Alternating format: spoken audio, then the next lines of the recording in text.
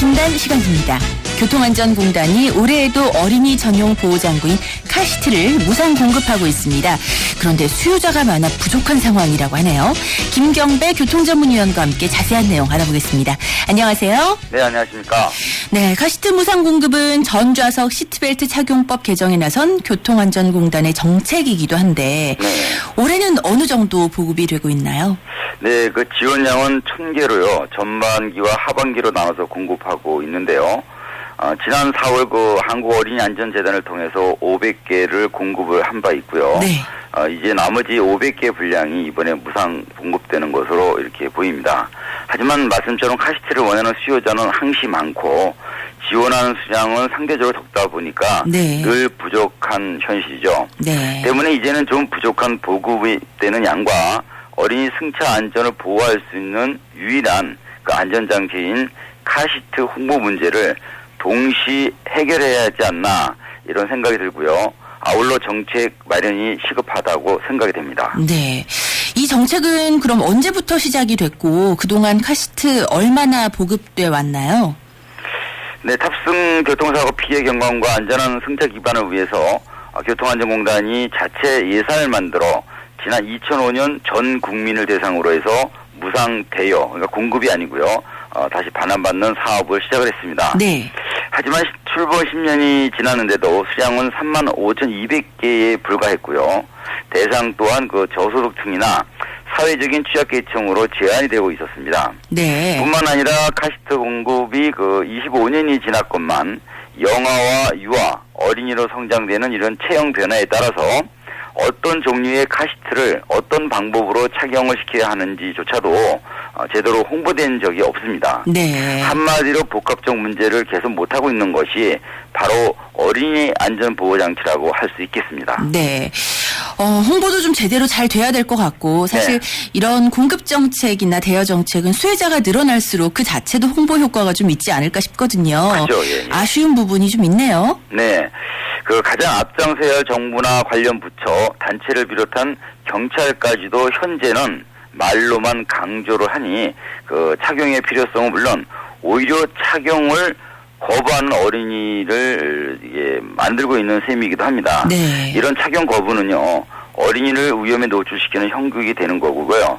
결국은 대상도 예고도 없는 교통사고를 잇는 부모들의 마음에 그것도 무지와 방관, 방치심이 돼서 어린이가 피해를 당할 수밖에 없는 상황인데요. 네. 무상 공급은 물론이고 홍보조차 제대로 하지 않은 실정이 바로 문제겠고요. 더욱이 또 국토교통부가 관리하고 있는 책임보험료가 있죠. 네. 그 돈이 굉장히 많습니다. 어마어마한데도 교통안전공단이 재원을 마련하는 데 있어서 어려움을 겪는다는 거는 더 이해가 안 되는 부분이겠고요. 네. 책임보험의 가입 의무 목적이 무언지조차도 이젠 좀 헷갈리는 정책이라 이렇게 가물에 콩나듯이 명문만 유지하면서 무려 25년이라는 세월을 보낸 셈이 됐습니다. 네. 게다가 지속적인 홍보와 계도도 없이 무상 공급까지도 단절되거나 부족해지는 형식이다 보니까 3살 버릇이 여든 간다는 이 대상을 지금의 그 카시트 착용을 두고 한 말이 아닌가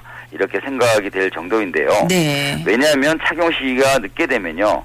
카시트가 아닌 아기는 엄마나 아빠 품 또는 곁에 앉기를 원하기 때문입니다. 예. 강제로 카시트에 앉히게 되면은 울음으로 항의를 하니까 엄마는 할 수 없이 품에 안거나 좌석 옆에 앉히는 이런 상황이 되는데 네. 이때 그 충돌이나 추돌 사고를 내거나 당하게 된다면은 대형 사고로 비화될 수밖에 없는 그 참담한 상황으로 이렇게 전개될 수 있다는 것입니다. 네. 그야말로 카시트가 자녀의 안전과 생명을 지켜주는 유일한 보호 장치라고 할 수 있을 텐데요. 말씀하셨다시피 우리나라에 아직도 카시트를 장착하지 않은 채 달리는 차들이 꽤 많은 것 같습니다. 아까도 말씀드린 바로 그런 부분인데요. 뭐 돈이 없어서 구매를 못하는 분보다는 그 어린이한테 제때 착용을 시켜주지 못해서 이 아이가 인지 능력이 있을 때 강제로 채우게 되면은 그걸 거부하게 되는 거죠. 네. 모처럼 엄마랑 나들이길에 자기도 뭐 실내에서 좀 왔다 갔다 하면서 재롱도 떨고 이래야 되는데 이게 결박돼 있으니까 좋아할 리가 없겠죠. 답답하겠죠. 네. 그런데요. 선진국에서는 그 산부인과 퇴원을 할 때 뒤움박처럼 생긴 영화용 카시트를 주게 됩니다. 이것이 의무화되고 있는데요. 이유는요, 몸도 제대로 가누고 또 살이 판단할 수 없는 그런 그 성장 과정과 점점 일체화가 되다 보니까 아까 말씀드린 것처럼 3살 버릇 여든처럼 착용하는 것은 당연한 것으로 받아들이는 교육이 되는 셈이죠. 네. 그런데 아쉽게도 우리에게는 아직 이런 제도도 존재하지도 않지만은 또 그 몸을 가눌 때부터 착용을 시켜야 하는 카시트마저도 제때 이용할 기회를 잃는 상황이 되다 보니까 25회라는 도입과는 거리가 먼 게 우리의 문제의 그 큰 단점이 되고 있습니다. 하지만 그렇죠. 스위스 같은 선진 국가에서는요, 목조차 제대로 가눌 수 없는 영아가 병원에서 퇴원할 때는 반드시 아기를 뉘울 수 있는 뒤움박 같은 보호장구를 제공하고 있습니다. 네. 뿐만 아니라 이 보호장구가 있어야만이 실내 승차가 가능하고요. 또 집에까지 안전하게 갈 수 있는 만큼 국가와 보험사가 이런 퇴원 제도 규정을 만든 건데요. 우리 현실은 어떻습니까? 한번 네. 생각해봐야 되지 않겠습니까? 네, 한마디로 안전 불감증이라고 할 수 있을 것 같아요. 네. 그리고 얼마 전에 또 어린이집 차 안에서 네. 선생님의 품에 안겨서 가던 어린아이가 정차할 때 바닥에 머리를 부딪히는 그런 사고도 있었잖아요. 네. 정말 이런 사고가 발생하지 않게 하기 위해서는 어릴 때부터 카시트 사용 좀 필수로 해야 될 것 같아요. 네, 맞습니다. 네. 10년 전쯤인가 이렇게 기억이 되는데요. 그때 그 4개 관련 부처들이요, 유명 탤런트 여자분을 홍보대사로 선정을 해서 카시트 착용을 적극적으로 계도하고 홍보하겠다고 발표한 적이 있었습니다. 네.